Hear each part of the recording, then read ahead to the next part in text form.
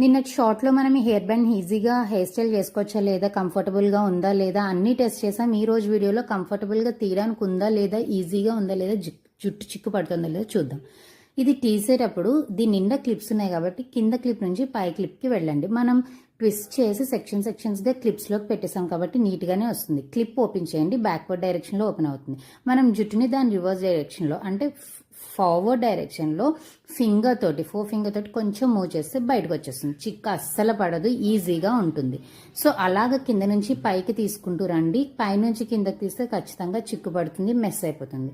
నేనైతే హాఫ్వే బాగానే తీసాను కానీ మిగతా హాఫ్ తీయడానికి లాగేసాను హెయిర్ బ్యాండ్. నాకే ఉడుకులో చిరాకు వచ్చేసి లాగినా, అది నా మిస్టేక్. బట్ అలా లాగినా కూడా జుట్టు అయితే చిక్కులు పడలేదు, ఎందుకంటే జుట్టు అంతా క్లిప్స్లో సెక్యూర్డ్గా లాక్ అయిపోయి ఉంటుంది కాబట్టి.